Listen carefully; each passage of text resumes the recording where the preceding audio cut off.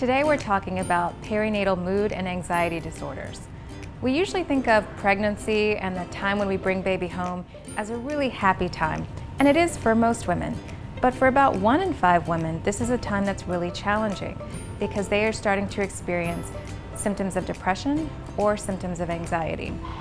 It's important to recognize that this does not mean that you're a bad mom, but in fact, this is one of the #1 complications of pregnancy and happens to a lot of women. So for depression, it's usually something that is experienced as sadness that lasts for days, not just for brief moments in time. Also, you can experience feeling things that usually are joyful are no longer joyful. You don't enjoy doing the things you normally like doing. You might have trouble sleeping, you might not have any appetite, and you might experience profound fatigue. The great news is that we have really good treatments for depression, both during pregnancy and after.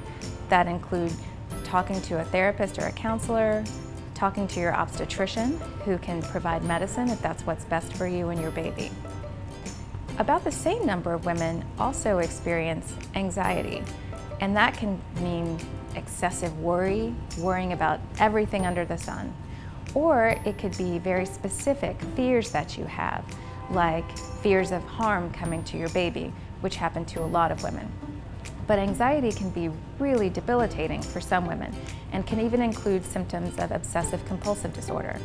And those include obsessions, which are recurrent thoughts that you can't get out of your head.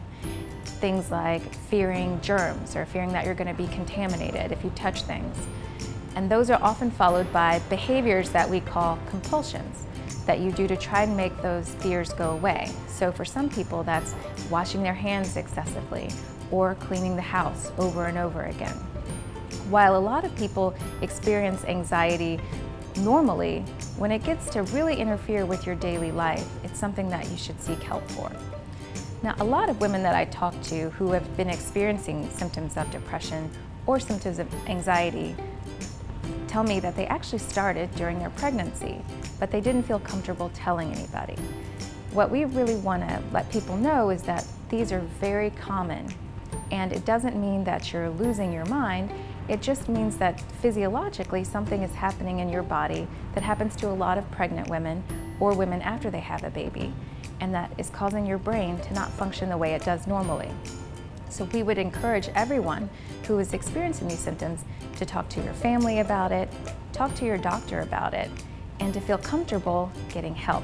Because the good news is that when women do get help for these symptoms, not only do they feel better, they tell me that they also interact with their babies in a much more enjoyable way. And we know that that helps the infants develop better over time.